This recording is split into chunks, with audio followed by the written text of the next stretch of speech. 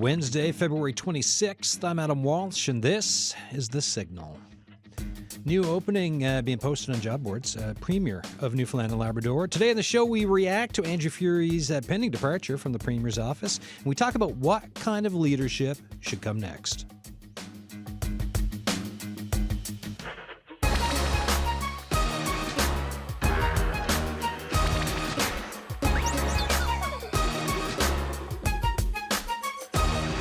Throwing the whole kitchen sink at today's show. We've got a political panel on ice that will join us shortly. Full room, right? All four guest seats are occupied. We've got a couple of political science profs who are going to come on for context. We're taking texts, and the second half of the show we'll take calls as well. So it's a bit of everything here today. The text line as you're listening to us, right? And that question of what kind of leadership is needed next for Newfoundland and Labrador. What do you think about the surprise announcement from Premier Furey announcing he's leaving politics? The text line 709-327-8206. Emails thesignal@cbc.ca. First out of the gate for some analysis, we've got Professor Laurie Turnbull, a political science prof at Dalhousie University on the line. Professor Turnbull, how you doing? Doing great. How are you doing? Good. I'll be honest. Today's topic was not planned until late yesterday afternoon when we were all watching the news, the surprise news. What are your thoughts on, just for yourself in your position, now that it's been, 20 hours or so, what are your thoughts on Premier Furey's announcement and what it can mean? Yeah. I mean, it was a surprise for sure. He's been Premier for 4.5 years. And I think the sense seems to be he's a good premier. He's a popular premier. He's had some really good moments of kind of advocating on behalf of the province to the federal government and things like that. I think it's a surprise to see him walk away. But at the same time, his reflections on having to deal with Trump, this is a whole different game, not necessarily what he signed up for, and looking that in the face for 4 more years doesn't feel so good. I don't blame him. Don't blame him. So we've got Premier Furey stepping down, and then you just mentioned some of the reasons. Also, less than a week ago, the Premier of Prince Edward Island, Dennis King, announced he was stepping down. So in a time of Team Canada approach, when you've got players who are on the ice for this, saying, actually, we don't want to play this game anymore, someone else can fill in for us on the team. What do you think that does for the Team Canada approach in political stability in the province, or in the country, I should say? I mean, honestly, I think it's going to be very challenging in terms of finding the right person to hit the ground running at this particularly challenging time. At the same time, too, is we're having a search for the Prime Minister. Like, you look around, the political vacancy rate is pretty high. And having to, again, come into these positions fresh, these people are all going to have to find a new mandate, because they're not really – I think that's going to be key. Whoever becomes the new Premier of PEI, new Premier of Newfoundland and Labrador, they're going to need to go and get a mandate from the people right away, because they're going to be dealing with really critical questions that are going to affect the provincial economy so much, could require a lot of sacrifice from people, are going to need a lot of public trust to these political leaders. So a lot of elections around the horizon, I think. We've already had a few. In December, you wrote a piece for Canadian Politics and Public Policy called "A Prime Minister Incapable of Listening." This is about Prime Minister Trudeau, right? Just a bit has changed since then. How massively different is the electoral and federal political landscape compared to December when you look at now? And this, today being the night after the second federal Liberal leadership debate. Oh, my goodness. I mean, now, I don't know if everybody caught the Liberal leadership debate last night. I watched that. Mm-hmm. The Liberals are in a totally different spot now than they were a few months ago, right? Like, a few months ago, we were all kind of writing the party's obituaries, saying these guys are going to go to some kind of terrible defeat. It's a question of how bad it's going to be in the next election. But now it looks like if the Liberals are led by Mark Carney, the Conservatives have lost the lead they had, which was substantial. That was like 26, 27 points, depending on what poll you look at. Now it's all different games. So not sure what to make of whatever the next election is going to be. Not sure if it's going to be a minority or a majority, Liberal or Conservative. Who knows? Also, last bit for you, Ontario election tomorrow. What kind of an impact can that have, or is there any kind of an impact nationally, depending on what happens with that? I mean, honestly, it's been, I think, a kind of campaign in Ontario that hasn't gripped the public a whole lot. There's a sense that Doug Ford's going to go to a third majority. The opposition parties have been trying to punch through, criticizing the Premier in terms of the stewardship of the healthcare system, education, that kind of thing. But I think the early election call combined with the threats from Trump trying to put himself forward as the person to stand up for Ontario and Ontario workers, it's going to be a big Ford majority, if you ask me. Will that have a big effect on the rest of the country? I mean, he's the Premier of the biggest province. He's, I think, in a big way, trying to take a leadership role in terms of these interactions with the U.S., perhaps to distract from how things are going in terms of social programs in Ontario. But, hey, in the face of other premiers stepping aside, Doug Ford is definitely sticking around. Thank you so much for your analysis on this, Professor Turnbull. I really appreciate it. Anytime. Thanks for having me. Cheers. Professor Laurie Turnbull, political science professor at Dalhousie University. Okay, folks, so that we've got some extra framing up, some extra context, analysis there.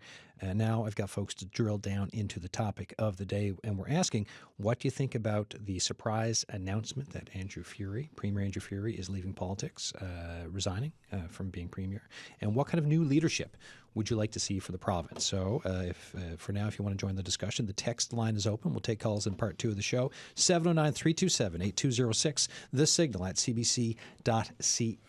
Here with me in studio, Eugene Manning, former PC leadership candidate and former PC party president. John Harris, editor-in-chief of The Muse, student leader. Ben Oates, engineering student, young liberal. And Kate Cadigan, chair of Equal Voice. Thanks for coming in, folks. Thanks for having us. Good to be here. Thank you so much. Eugene, let's start with yourself. Were you in your garage, was it, yesterday listening to the news? I was, Adam. The last time you called me, I was in my garage as well when we Prime had you on Minister for Trudeau Trudeau resigned. Yeah. And I caught the phone in the middle of the garage, and same yesterday. Every time I go out of cell service, it's not good for Liberal leaders in the province. Yeah, you gotta watch that, or just let me know, and then I can pre-book you. As my parents would say, it means more reasons for me to spend more time in St. Bride's, right? Exactly. So you're there, you're in the garage, everyone's waiting. Like I was up, a bunch of us are in the newsroom, just kind of watching the empty podium for a bit, listening to David Cochran on the national network talk about stuff. When you heard it, what did you think? I mean, when it dropped yesterday in the group chats and everything else, everyone was trying to figure out what was coming, whether it was an election call, and as right down to what the decorations were in the lobby of the Confederation building. And I had someone run by Government House here in town to see if there was. We were checking there around 1:30. Look, it was a shock to everyone, I think. I think across the board. I mean, look no further. The Liberal brand in Newfoundland, Labrador is the name Furey with a Newfoundland flag. I mean, so I don't think it comes as a shock just to me or to my friends. I think it comes across the board, even by the people who were in the room.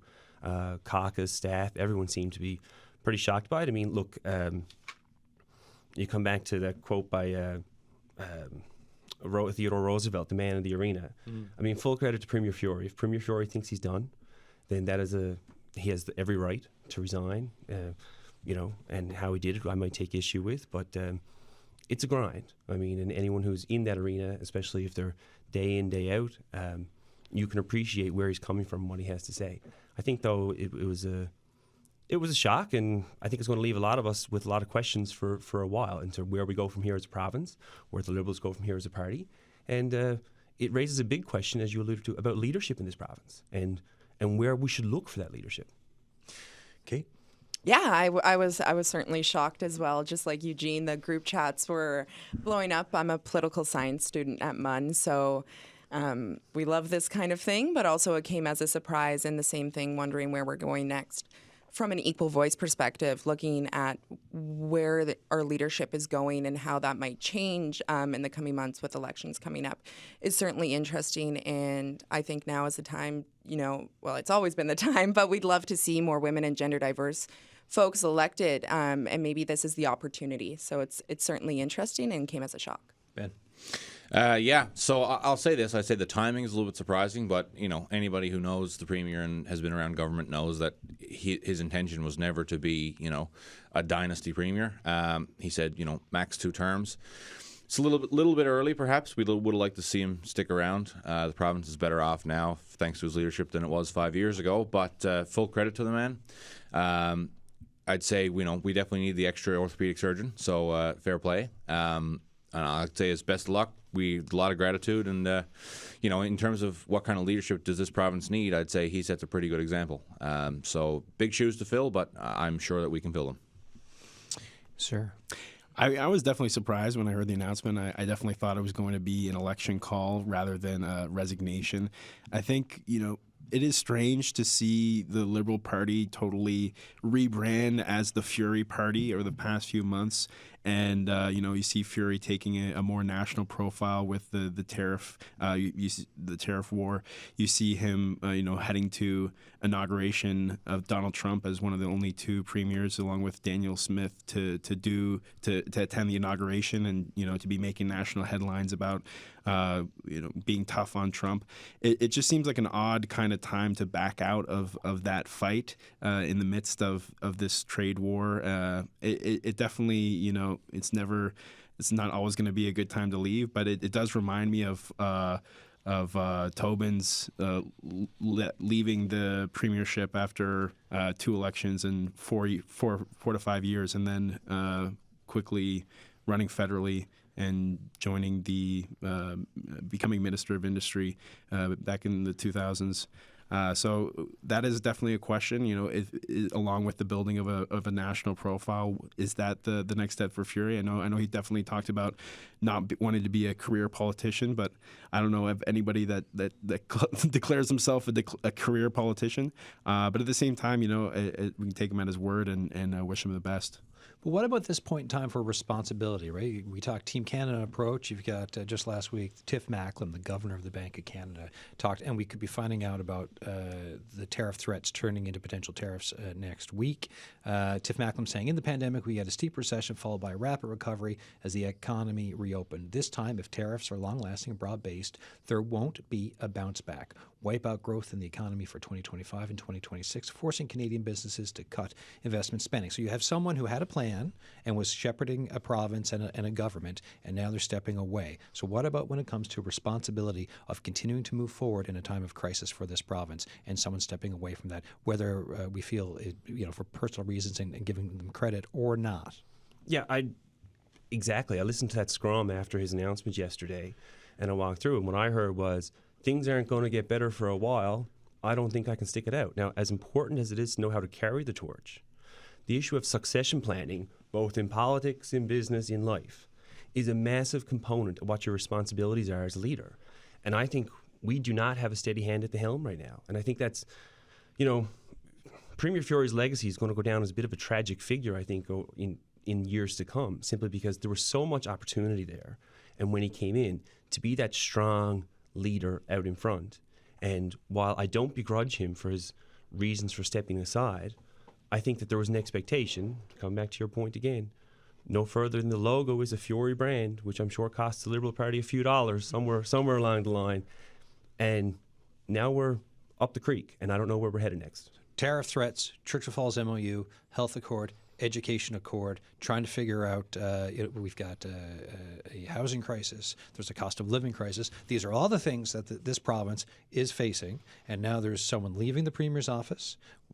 We don't know what the process or who that could be.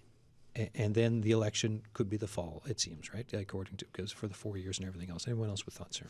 I'll say this. I'd say, it might look a little bit fishy, and sure that those questions are valid ones, but I'll say this, is that, the Premier, like he said in his opening statement, he said, everybody's with you in the celebrations, but in the darkest moments, you are alone, right? And even just, you got to come into mind what the Premier walked into when he got into the role, right? In 2020, the province was on the brink economically, and the ship's been turned around. He's done a lot in 5 years, in my opinion, like all those efforts that you just mentioned. By every metric, by most metrics, we are ticking in the right direction now. I don't know if anybody's watched Dune, but, the whole quote, our plans are measured in centuries. I don't think we'll recognize the benefit that Furey government's done, in 10 years we will, right? Think about things like, consider where it was. Healthcare, the retention figures are turning around. New access with the, things like access to virtual care, et cetera, et cetera, et cetera. New industries, wind and mining, and et cetera, et cetera, et cetera. Hydro. Advocacy on a national stage. New opportunities for growth. And again, he's not a career politician. So there's all these things that he's done, but I think maybe the Premier just woke up and figured, maybe I'm not the leader to take us forward. I've laid the groundwork, and I've set the expectations, and I've got the battle plans, but now I need someone else to take it forward. So right? leaving before the follow through, right? It's like setting up, but the follow through is not there. The landing, lots of things are in the air, but they have not landed yet. So, well, what does follow through mean? Lots of things have been followed through. With in terms of setting up the health accord is one example, right? Dr. Pat Parfrey is now in health services. What more do you want? The MOU is a new one. Yeah, that can argue you're not there. I'm sorry, for the Ben, but I mean, Premier Furey on multiple occasions has pointed out that the MOU is not a binding agreement. Yeah, I know. When we talk about follow-through, there are multiple things. I'd point out that, come back to your point, Adam, when Furey came into the role, Premier Furey, I should say, back in August of 2020, it was talk about him on the national stage. He did 2 interviews back-to-back, one with iPolitics, the other with the Hill Times, or there was an opinion piece in the Hill Times. And I read them again this morning before I came on, and Tim Powers in the Hill Times pointed out that Andrew Furey's biggest challenge is going to be overcoming the status quo and that inertia to not be disruptive. And the interview he did with Roger Bill at iPolitics was all about how we can't have the status quo. So look what he did. Come back to all your points to get the ball rolling.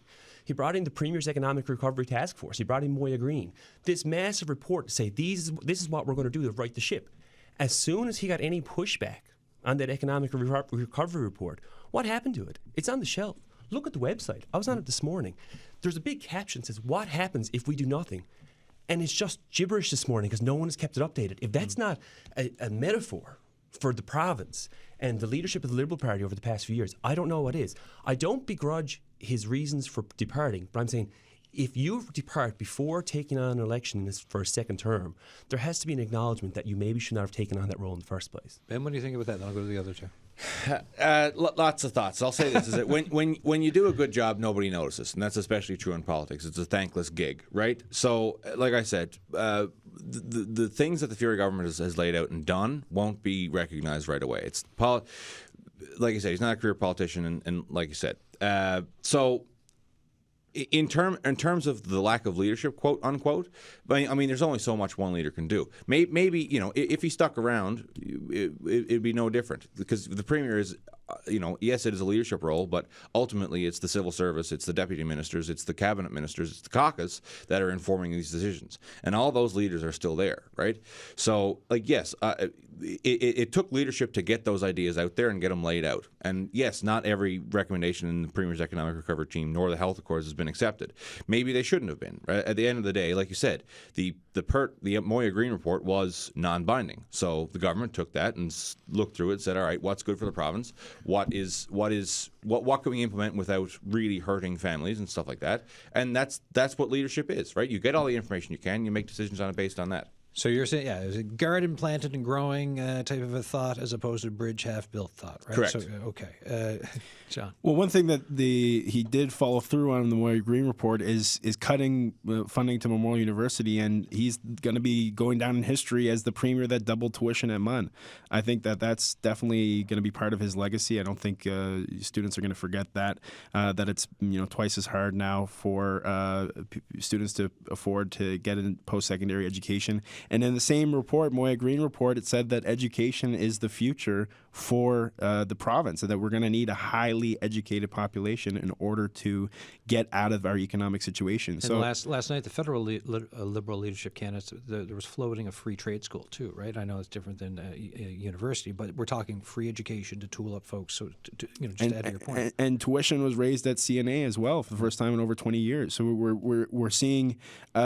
I think it double speak when it comes to education, where we have this report that lauds the need for it, and then on the same hand, we're cutting MUN down to its knees, where the infrastructure is crumbling, and students are paying twice as much. It's really I think the Furey legacy will be tarnished by that. Again, with the MOU, I think walking out is not really a great sign for the province, seen as though the last time a premier signed an agreement and walked out was in 2010 after the Churchill Falls, Muskrat Falls Danny deal. Williams handing it off to Kathy Dunderdale, and then we see that kind of history repeating itself. I don't know. I worry. It's not to say that means that this is going to be that's the reason why it's going to be a bad deal. I think that there's other reasons why it's a bad deal. I think if you look at the numbers, you can see that. But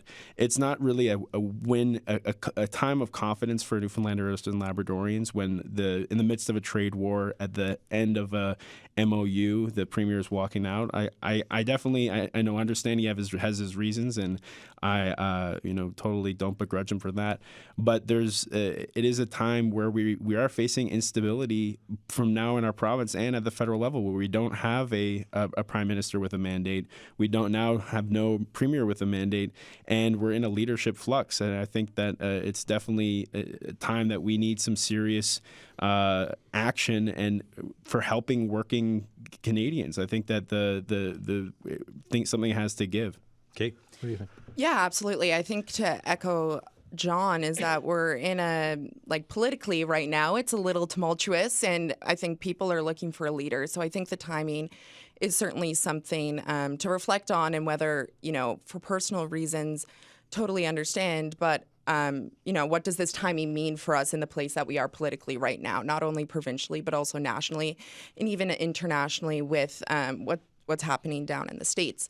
But personally, I believe some of the best leaders know when it's time to step down. So although the timing may not be perfect, I think knowing when your time is done is something to be commended for, if you no longer think that it's, good for you, good for the province, what.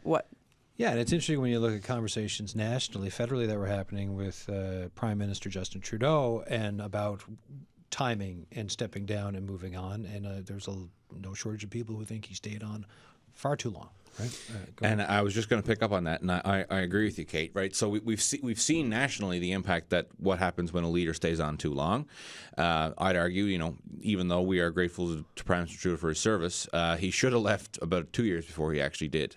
Put our party in a rough spot, and we are, by the grace of God and Mark Carney, on the recovery. Yeah. But in terms of the point of a vacuum of leadership, I'll say this. I'll say, the premier is still the premier until a new leader is chosen. Same thing with the prime minister. There has no, the prime minister is still the prime minister, is still acting as such, is still able to respond to the tariffs, and the same thing's going to happen with the premier. It's just a matter of this. It's like he's not leaving and disappearing into the woods. He feels that it's his time to step aside and let new leadership in. I don't think that's a bad thing, because I know, and I think we all know, that each of our respective parties and involvements have good people behind the scenes. Right?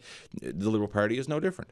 There's people that can be on the helm and that have been pushing maybe behind closed doors, who take leadership roles, who are able to take us forward.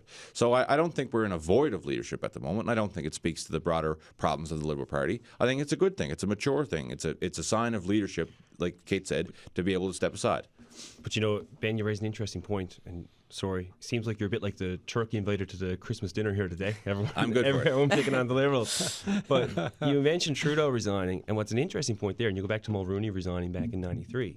The difference with that situation and this one, and believe me, I agree with you, and Prime Minister Trudeau maybe hung on too long, is that they could look back and say they expended every ounce of political capital they had to forward an agenda, whether you agreed with it or not.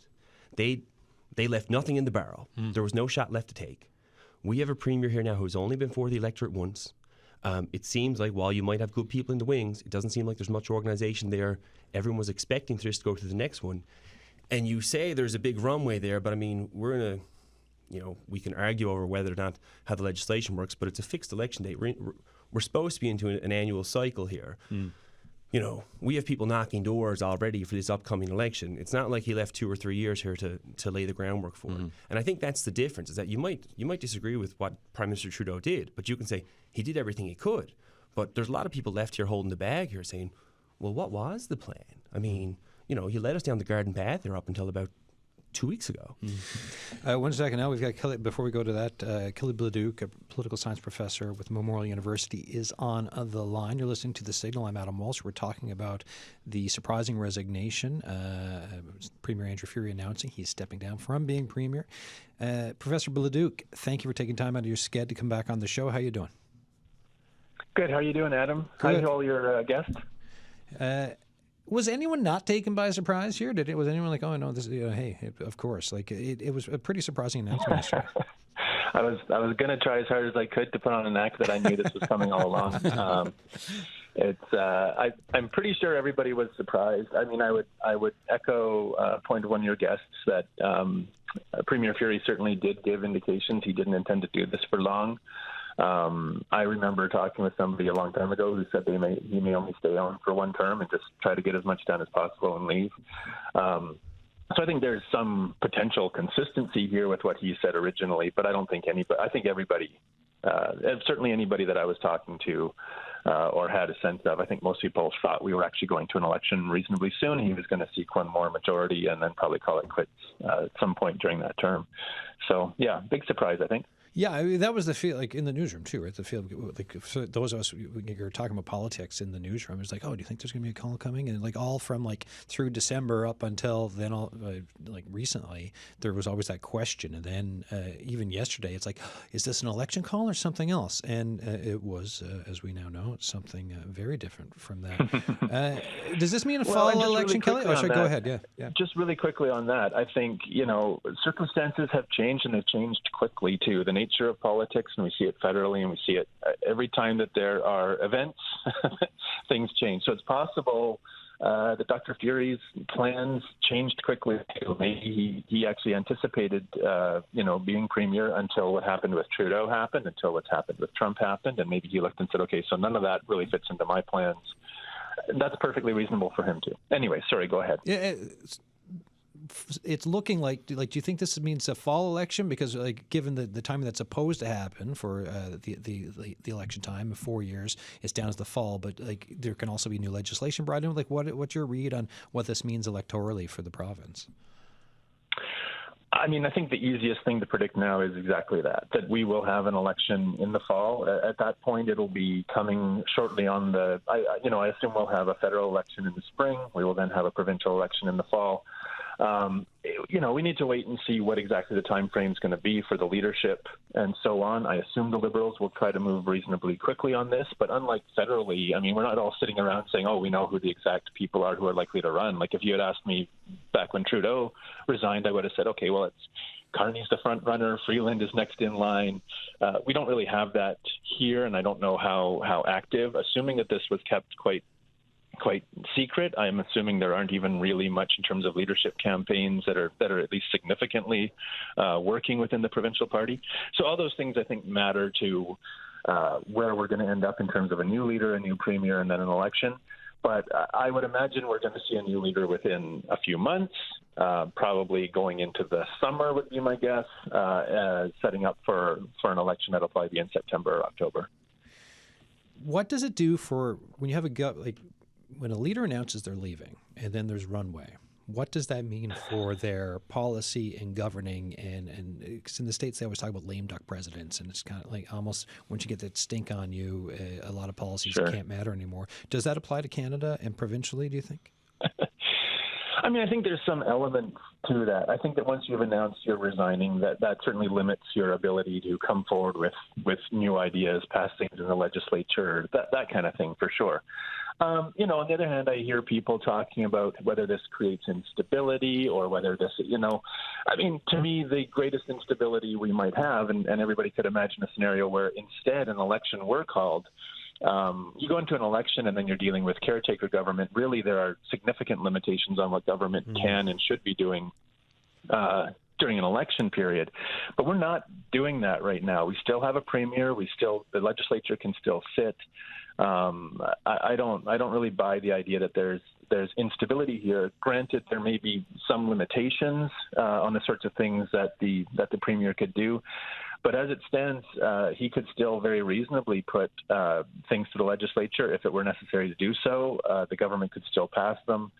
So yeah, I totally accept the idea that there are limitations here now, but the idea that there's instability, I don't really buy. What kind of leadership do you think is needed in the future, for folks looking for leadership at this time for Newfoundland and Labrador, given everything we're facing? What's needed? Well, so again, I would just capturing some of the things your guests have said. I think there's a lot of sort of policy areas that I would say are up in the air. I don't know if we can really say there's been significant successes around areas like health. I think we can point to some areas where there's success. I think there's other areas where we'd say we still don't really know, and we'd have to kind of see, down the road how effective some policies were. I think another thing that could be pointed to is just, I think that really gender equality was largely stagnant under this government. I know there were efforts, but I don't think we could ever point to major events or major things they've done. So, I'll just, for myself, I honestly think that there's a tendency to elect largely the same types of people from largely the same types of background. I realize people are also interested in stability. They realize that we now sort of have an adversary south of the border. I'm trying to capture all those things and say, is it now the time for somebody who is very different, somebody who will advance some things that we don't see previous governments advancing? I would still say that that's still the direction we should go, that we should be focusing on the kind of government we hope we'd have, and I would hope that would lead to things like greater diversity in who leads. And at the same time, I'll come back around, people say, well, that guy's really good at equivocating. I think, we certainly want a steady hand at the wheel. We want somebody who's going to come in and say, I'm not going to switch up things, I'm not going to shock the system significantly, because right now we need to sort of have our cards ready to play, and we don't want to kind of get caught with striking out on some riskier ventures when we don't know if suddenly next week we're going to be dealing with tariffs. Professor Kelly Bleduc, as always, thank you so much for your analysis and time. All right, thanks very much. Take care. Cheers, you too. Memorial University political science professor Kelly Bleduc there. I'm Adam Walsh. This is The Signal. What kind of leadership do you think is needed now for the province for coming next? We've got Eugene Manning here, former PC leadership candidate, former PC party president. John Harris, editor-in-chief of The Muse, student leader. Ben Oates, engineering student, young liberal. Kate Cadigan from Equal Voice. The lines are open if you want to share your thoughts with us. 709-722-7111. 1-800-563-8255. Here's a note from Gary through the emails. Premier Furey's resignation took me off guard, and I wasn't expecting it. As to who could replace him, two that came to mind were Siobhan Cody and Andrew Parsons. Thank you for that note. By the way, folks, the lines are open. Eugene, and then I cut Ben off earlier than Ben. So, just coming back to Professor Bleduc's point on stability and how, we all cheer that this has kept a strong, stable government. Well, let's just look at the next 30 days to 60 days. And to your point, your person who just texted in about potential candidates. Are we going to run this province on interim supply for the next 6 months? Or are we going to have a budget? Who's going to bring down that budget? If Minister Cody plans to seek the premiership and the leader of the Liberal Party, so is now the budget document a launch for her campaign? Does that document reflect her best interests or those of the province? Now, if her and Minister Parsons and Minister Hogan and Minister Abbott and some of our high flyers in the Liberal caucus and Liberal cabinet step back to pursue that leadership, who's at the helm? So I honestly don't understand where Professor Bleduc can say this actually promotes stability within the province. To your point earlier, Adam, with everything on the go in the world, in the province today, and we are rudderless at the end, and now every action of this government is going to have to be seen in the light, well, who does this benefit? Because you saw in the Liberal leadership federally, you had a lot of ministers like Minister LeBlanc and others who stepped back and said, I have to put the country first because someone is going to have to manage this through the tumultuous time we're in to make sure that this place doesn't fall apart. That's going to be a large question for many members of the Liberal caucus in the next, not even the next 6 months, in the next 30 to 60 days. Fair ball. And I guess these questions are being asked, and I guess it's up to the individual members to do that. I said, but again, there's for every problem there is a solution in the sense that we do still have a premier. He has agreed to stay on until a new leader is chosen. And in the event that some high-profile candidates, like this gentleman said, do decide to run, there's always cabinet shuffles that can be made. I don't think we have to worry about instability here. And in terms of the runway, again, I don't know anything about timelines. I don't know anything about when it's going to be happened. I'm very low down on the totem pole. But yeah, we'll be fine. We have runway, and if you want time to execute, I wouldn't be surprised if a couple of things that were brought up that are in the air are brought back to earth before Furey's gone. Folks, any thoughts here? Yeah, I mean, I think that when we are looking holistically at the election that will be coming up in fall, we've done practically nothing with electoral reform. I mean, Newfoundland and Labrador is one of the only two provinces that has unlimited corporate donations to political parties. So we have parties like the Liberal Party taking hundreds of thousands of dollars, and whoever can, the Liberals won the last election. They also raised the most money. They had $1 million budget. They were able to pay door knockers, to pay people, pay travel, where other parties who don't have those big corporate donations don't have as successful of a campaign. We had Ches Crosby, former PC leader, fund his own campaign to the tune of a couple $100,000. I feel like what we need is some serious look at our political system and our electoral system, where we get us up to standards that should be in a modern democracy. I think that the corporate donations need to stop, or at least be put to rest, because I think it's affecting our politics in very real ways. I think you can see it in the headlines. So the all-party committee for electoral reform completely fell apart because I don't know the details there, but some action needs to take place in order to make sure that our political system is as democratic as it can be going into this fall election. I think that, sure. Let me go to Kate on this. Yeah, jumping off John's point and also Professor Bladuc's point about gender diversity in new leadership, I think that the corporate donation thing is certainly an obstacle that Equal Voice has looked at on how to get more women and gender diverse folks elected. So looking at that kind of electoral reform will also impact who we're seeing run and who will eventually get elected as well. So I think that's a great point. We've got Sheena on the line from Deer Lake. How you doing? Oh, well, I'm like everyone else, surprised, still trying to process everything that's going on. But, hey, that seems to be almost every day since a certain someone became president in the United States. So, yeah, you're here. Chaos is our life right now. And, as to the premier stepping down, it certainly was a surprise. And I think people in the province, after the new Churchill Falls project was announced, assumed that was going to be his springboard for re-election. And so it is maybe even more surprising that he's stepping down. But, hey, I can't imagine having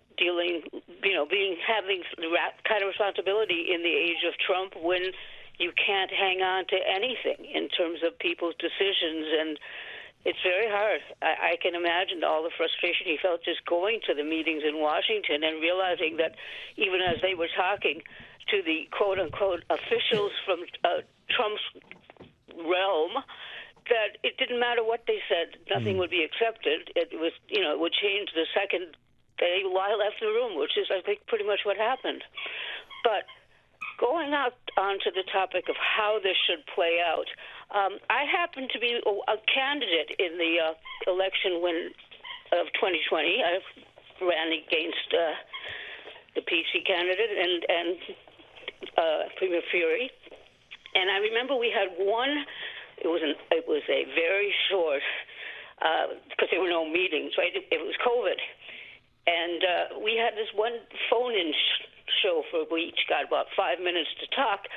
And what I learned from that conversation, the Premier Furey and the PC candidate were talking in the midst of the thickest part of COVID about what they would do as premier as if it was normal times. And my response was, no, right now we have to just focus on COVID because of COVID, everything had changed.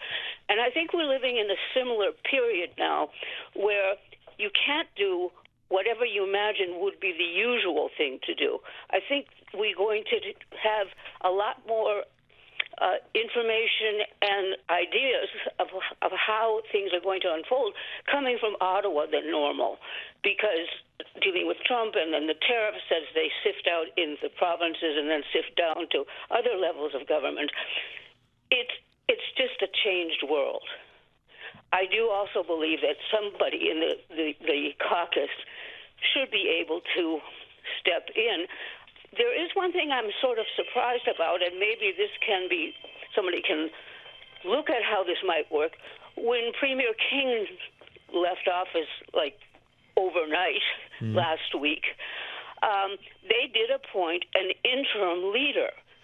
And this person says, okay, he's going to do the job, but not necessarily run. Well, maybe if the time crunch is, really difficult, at least at this point of the time crunch, maybe there is somebody interim, at least so people would feel like, okay, we've got somebody. I don't know, but it's just something that I thought might fit into this whole scheme of possibilities. But we just have to, live through this like we've lived through all the other craziness of the past, 5-8 years?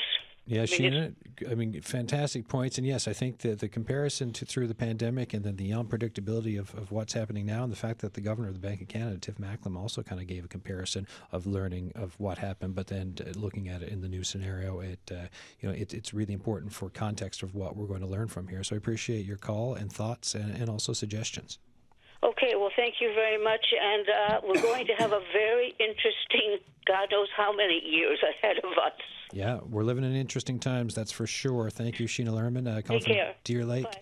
Folks, the lines are open, 709-722-7111, 1-800-563-8255. What kind of leadership do you want to see for this province now that Premier Andrew Furey is resigning? Ben Oates. I'll just jump in and thank you, Sheena, for your time. Excellent points. I'll say that the resignation of Premier Furey and Premier King are two different entities. As she said, Premier King did appoint an interim leader. Premier Furey is not. So if we're talking about follow-through and we're talking about seeing it like staying on, Premier Furey is that. Again, we don't know timelines, so we'll figure that out then. It could be 60 days. It could be, I'd imagine it'll run a little bit longer than the federal race. Like I said, summer election, I don't know anything, but that'd be my guess. That'd be the smart move. In terms of what kind of leader that we need, I agree that we need someone who's able to meet the moment, and I think Premier Furey would have been able to meet the moment. But again, consider the familial impacts on this, right? Mm-hmm. Like he had people show up to his house and and terrorize, terrorize his family, right?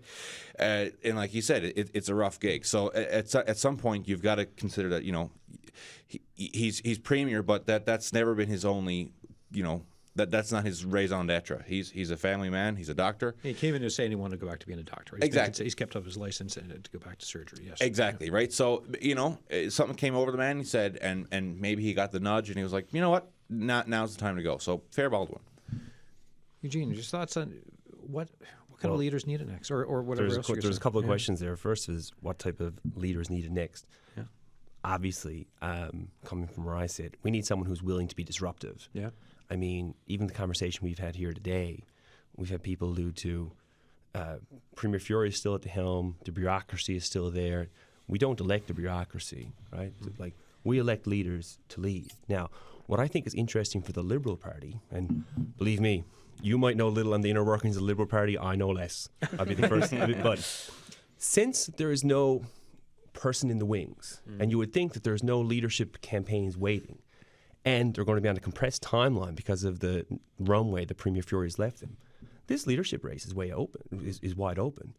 And you're going to have a lot of people kicking the tires. You look at in our history, Roger Grimes was the former president of the Teachers Union. Jo Marie Aylward, our current Lieutenant Governor, was the president of the Nurses Union, I believe. We have union leaders and others, and look at the fisheries protests over the past 2 years. We had big names in that, not to mention FFAW leadership, but others. This is ripe for whoever wants to step in and mobilize a team. Anyone who has worked in the back rooms know that the biggest issue is finding those volunteers and those influencers. And if you have a number of people in cabinet who are kicking the tires on this thing, that's going to dilute the political class and the political workers and your constituency systems and whatnot. And they're not going to, because that was a huge issue in the last Liberal leadership, where a lot of the political staffers were accused of working for Premier Furey on company time against John Abbott. And so if that gets split, now first of all, that's a conversation for another day in the influence that our political staffers have in the political process in this province, which is a massive issue long term. But if that gets split, this thing is wide open. You get someone who can sign up 10,000 people in a couple of weeks. who knows who the next premier is? Not to mention, there's a few people at the CBC, I think, who are afraid they're going to be out of a job in the next 6 months as well. So I would assume there's going to be a few of those kicking the tires as well, looking at their long-term prospects. We live in interesting times. We do indeed. John. Yeah, I mean, you look at the last election, leadership election with Furey and John Abbott. Maybe he wants to reconsider. Who knows? Maybe he'll throw in his name in the ring again, hat in the ring. Mix my metaphors there, But yeah, no, I think that Siobhan Cody is definitely the easy front runner as the finance should she choose to run as the finance minister. But there's certainly an open floor. Definitely, it's about signing up members. If it is going to be that kind of race, it's going to be about who can sign up the most members, who has the most. But also, inevitably, it's going to be who has the most backing financially as well. So you're looking at that electoral reform piece, and you have these leadership elections where look at the federal elections and the amount of money that needs to be raised in order to even put your name forward for these races. You're getting a lot of maybe favors loaded up on top of your plate when you're signing up and you're taking on all this money in order to win a race. I think that we need to look at how that funding. Federally, we don't have a corporate funding for for elections. So yes, we need to look at the actions of the working mechanisms of democracy, who funds it, how it's funded in Canada, but also, is that going to happen in a time of with what's happening south of the border with the U.S. president volleying threats of annexation, volleying threats of tariffs, and who knows what else will come? Is this a time for that conversation? Can we do all of this at the same time? I mean, I think if leadership debates are a time about discussing policy, and I think that this is a really important policy that needs to be put forward because we don't have a very strong democracy at the moment in the province, in my opinion.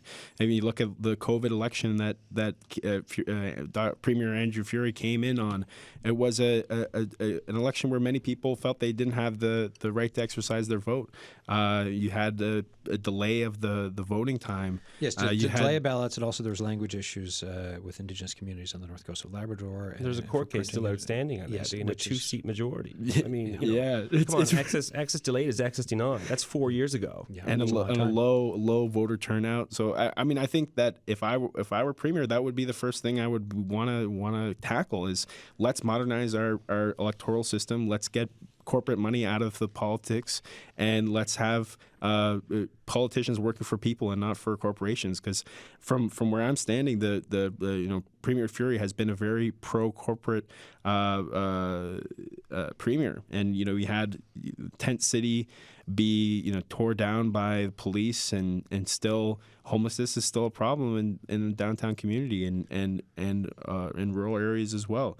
We have the travel nurses, and what we're seeing is a subtle privatization of our healthcare system, where we're having more travel nurses are being reduced, but there's still hundreds, especially in rural that's areas. a leadership call, right? Do you want to close ERs, or do you want to cough up a bit of money? Yeah, it sucks. Nobody was happy about it, but that's the call. I mean, Sure, we have the Yvette Coffey talk about how there's the hospitals that are still relying on travel nurses as opposed to hiring full-time nurses because they're easier to deal with.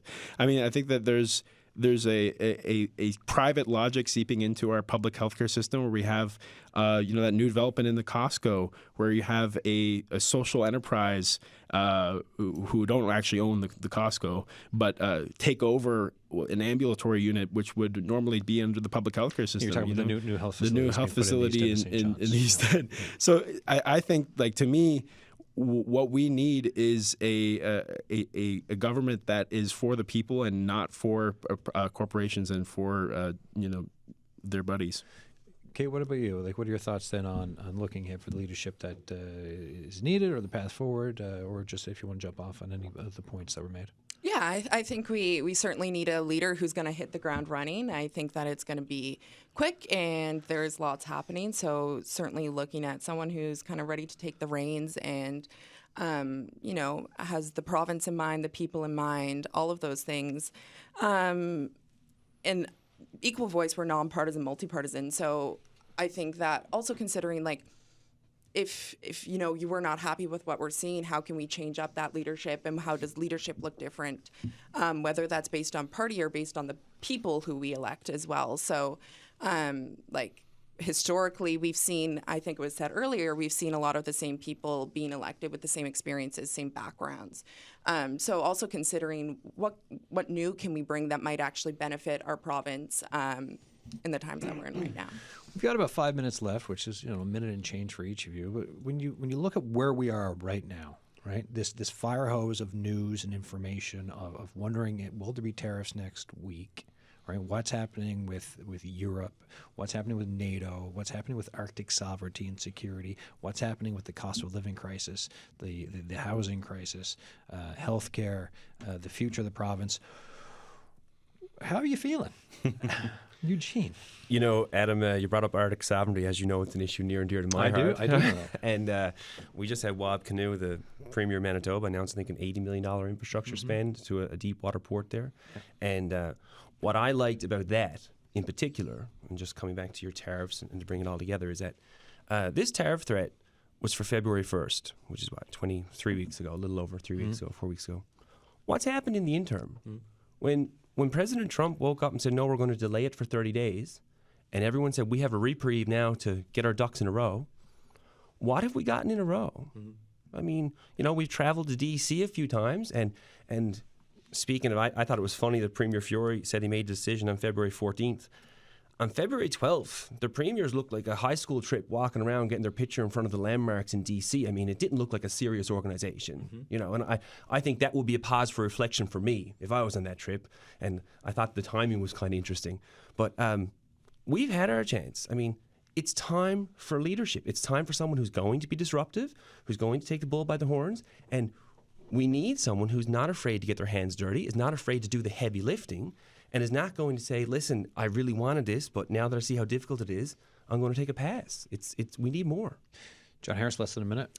Yeah, I think all in all, like what we don't need is a savior to come in and change the whole system, but we need everyday people to start fighting for their rights. It's just the everyday people, check in with your union, join a union. If you're care about something, get politically involved. And because what we're seeing is not only a widening gulf between the United States and Canada, but also a widening gap between the rich and the poor. And I think that young people need to get up and start fighting for equality. I know it's under a minute. To go back to Eugene's turkey metaphor, if I'm a turkey, I've been well basted today. I'll say this. Just jump back on a couple different things. This is an exciting time to be a Liberal, believe it or not. These leadership debates bring about new ideas, like we've seen federally. We're having a discussion on defence, which is not something that Liberals typically talk about in things like that. Like new ideas on healthcare. This is the time when we can get this kind of fresh perspective that Eugene's talking about. We can get these people in. We know we have these in the party. We know how we have a broad base of experience, and now's the time to get involved. I'm personally excited. We all have our things we want to see. I just say to the next leader, whoever it may be, pick your battles. You got to be laser focused on the things that the Furey government is focused on. Healthcare is still a sticking point. Economic development, retention of people, the demographic crisis. That's your 4 big items you got to keep hitting on. Right? They're all tied together. We may all disagree about how to fix those things, but those are the things to pick on. And I'd say, I'm excited. We have that kind of aggressive, fresh, good leadership in the Liberal Party, and I'm excited to see it push forward. Kate Cadigan. Yeah, I think there's good people in all parties, and it's just about taking action now. We see lots happening in our province, and we have capable people in our community who are, able to take on this role, whether they're, been in politics for a while or not. Now's the time to take action. So I really encourage anybody, whether that's seeking political leadership or just getting involved, that now's a really good time to get your voice out there. And yeah. Yeah, now it's time to have the conversations about the future of the province. Absolutely. Because it's quite the time if we're facing a lot of stuff. Yeah, you got it. Thank you very much for that. Thanks, folks. Thanks very much for this. Eugene Manning, John Harris, Ben Oates, Kate Cadigan, thank you. Thank you very much. That is the end of the show, everyone. For tomorrow, well, if you missed the conversation, if you want to get in touch with us, the signal at cbc.ca. And if you ever miss a show, you can rewatch us on the YouTube channel for CBC Newfoundland and Labrador. Catch us on the CBC Listen app. For tomorrow, we're talking about something called the resource curse, what it may mean for the province's economy. And we're asking, what kind of economy do you want for this province? How should we diversify? That is tomorrow on the show. Until then, thanks for listening.